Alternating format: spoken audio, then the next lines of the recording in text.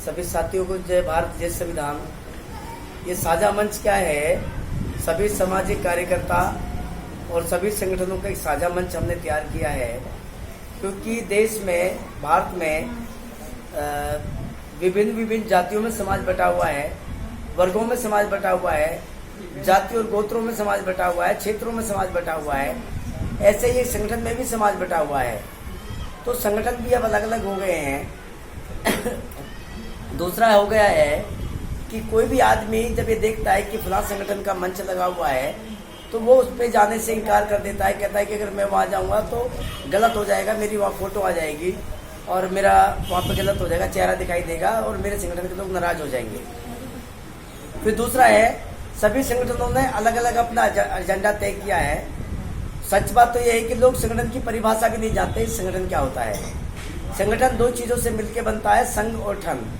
मैं इसके ऊपर कैडर देता हूं, लेकिन आज नहीं इसको बताऊंगा।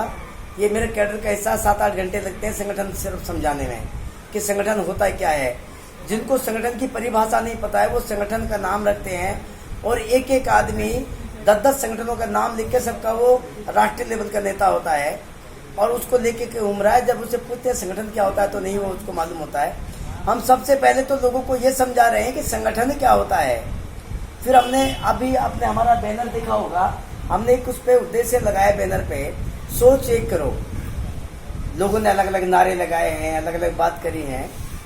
हमने कहा सोच एक करो, यानी सब लोगों के जितने भी संगठन है, जितने भी लोग हैं, सबकी सोच एक जैसी होनी चाहिए। दूसरा है, आपका लक्ष्य एक होना चाहिए, लक्ष्य एक करो। हमने लोगों को आह्वान किया है कि सोच एक करो, फिर दूसरा आह्वान किया कि लक्ष्य एक करो, और तीसरा आह्वान करा हमने कि संघर्ष एक करो।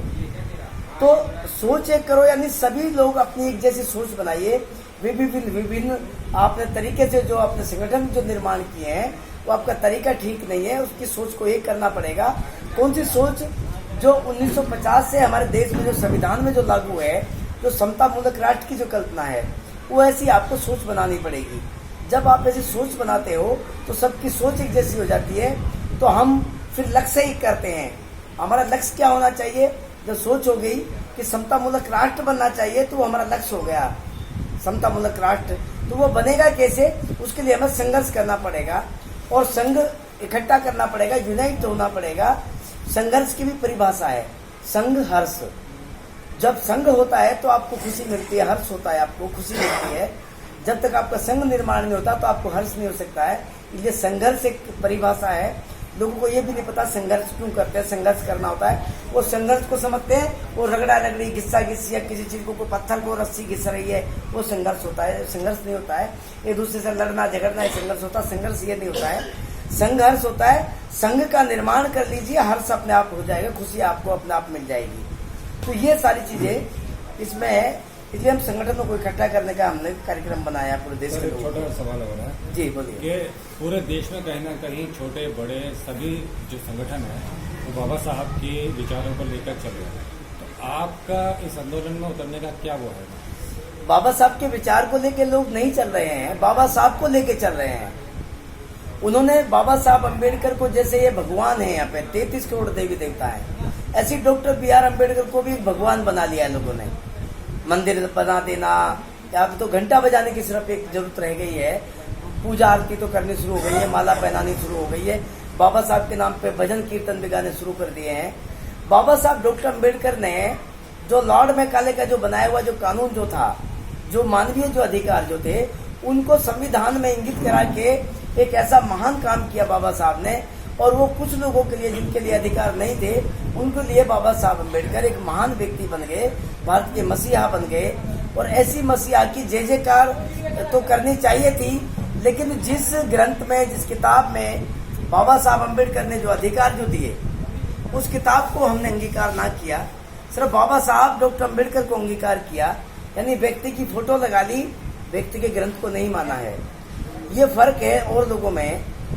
ऐसे तो नरेंद्र मोदी भी कहता है, बाबा साहब जब वो जीत के प्रधानमंत्री बन के आया तो सबसे पहले संविधान को माथा टेका और कहा कि मैं बाबा साहब अम्बेडकर ये महान शख्सियत थे, उनकी कलम से एक शब्द भी किसी के लिए गलत नहीं लिखा गया, उन्होंने इतनी इतनी पीड़ा सहन करी, ये सारी तो उन्होंने बोला। लेकिन काम बाबा साहब अम्बेडकर के अकॉर्डिंग या उसकी विचारधारा पे नहीं किया है। 10 साल का समय काल दिया गया था लोगों को पिछड़े समाज को बराबर लाने के लिए। नरेंद्र मोदी जी भी 14 से सत्ता में हैं, उन्होंने एक भी पहल नहीं करी है। वो पहल करते हैं ताली बजाओ, कभी मुस्कुराओ, कभी योगा करो, बेकार की चीजों पे वो अपना लोगों का ध्यान केंद्रित करते हैं। अभी आपका एक ध्यान आकर्षित करूंगा एक चीज की तरफ। जो 5 किलो राशन नरेंद्र मोदी जी बांटने की बात कर रहे हैं, पहली बात तो नरेंद्र मोदी जी के किसी रिश्तेदार या पिताजी की या नरेंद्र मोदी की कोई ऐसी फैक्ट्री नहीं है जहां से वो सामान आ रहा है। वो सामान खरीदना पड़ता है बाजार से, और जिस पैसे से खरीदा जा रहा है, आरबीआई भारतीय रिजर्व बैंक नरेंद्र मोदी जी का नहीं है। ऐसी कोई कंपनी नहीं है जहां नोट नरेंद्र मोदी जी के पास आते हैं।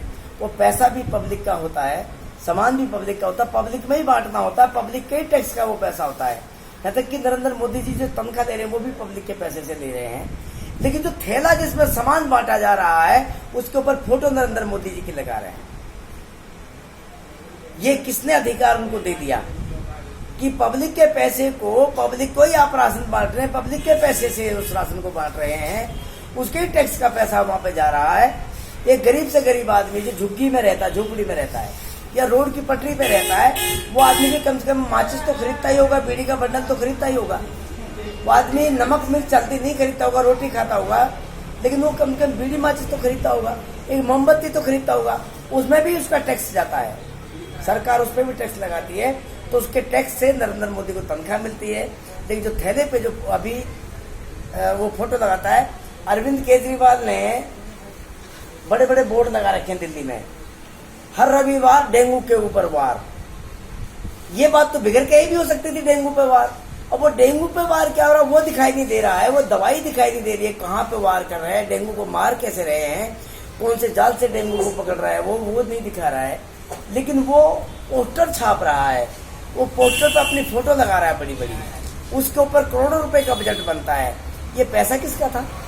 दिल्ली की जनता का था। दिल्ली में जो टैक्स आता है, जो अरबों खरबों रुपए का जो टैक्स आ रहा है, उसको बता नहीं रहा है जनता को। जबकि आर्टिकल 39 ये कहता है जितना उत्पादन होता है, उपार्जन होता है, उसका स्वामित्व और मालिकाना हक सारे लोगों में होना चाहिए, सबको बराबर बराबर बटा हुआ होना चाहिए।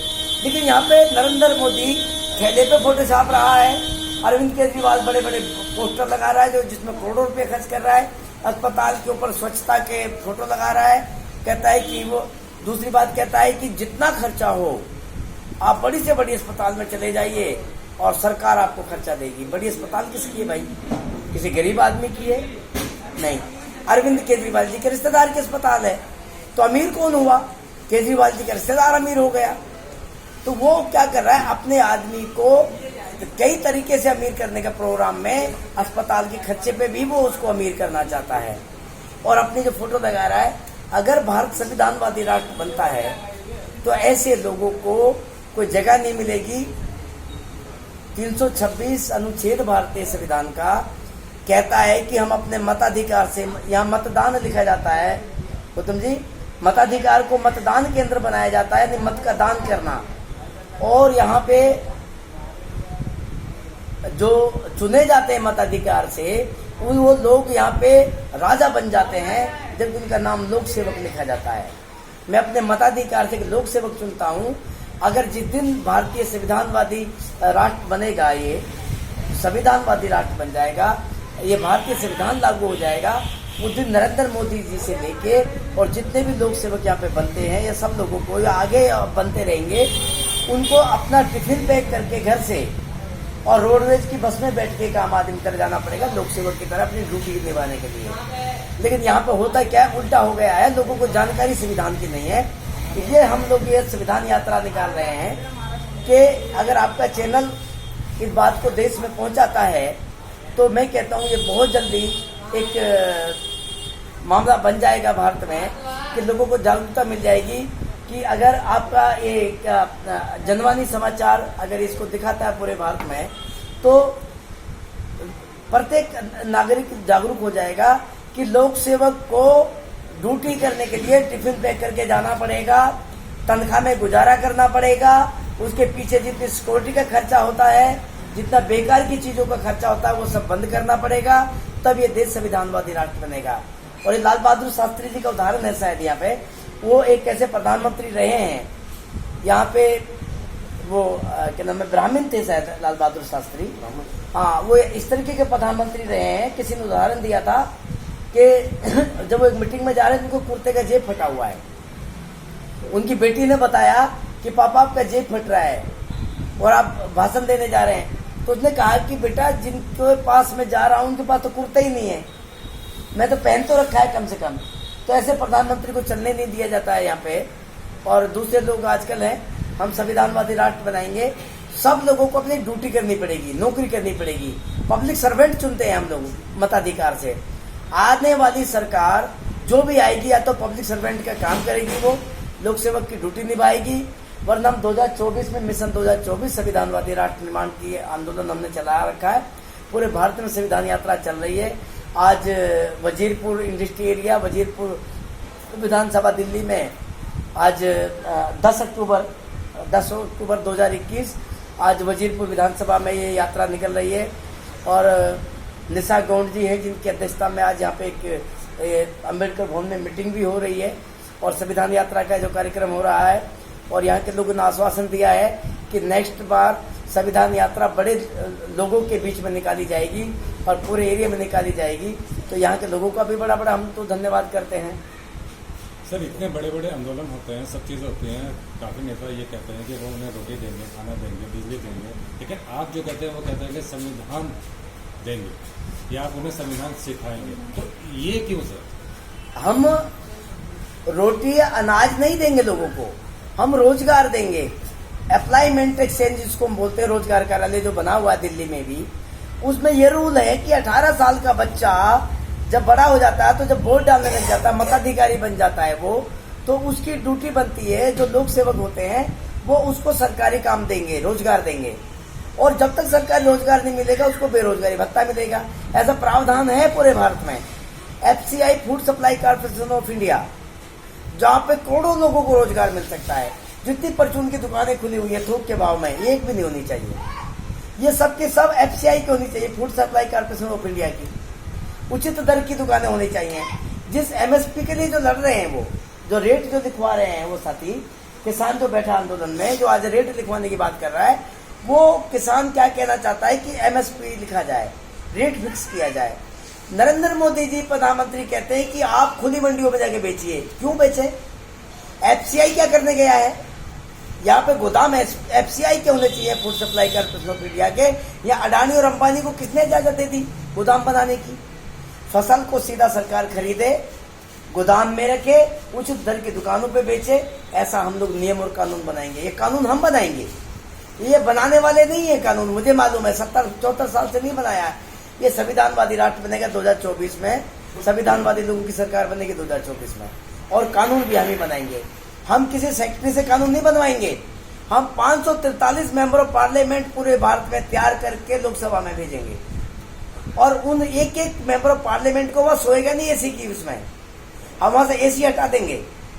या गरीब और मजदूर का बच्चा वहां पे जाएगा पार्लियामेंट पर, वहां AC नहीं चलेगा, वहां नॉर्मल पंखे की हवा लगेगी।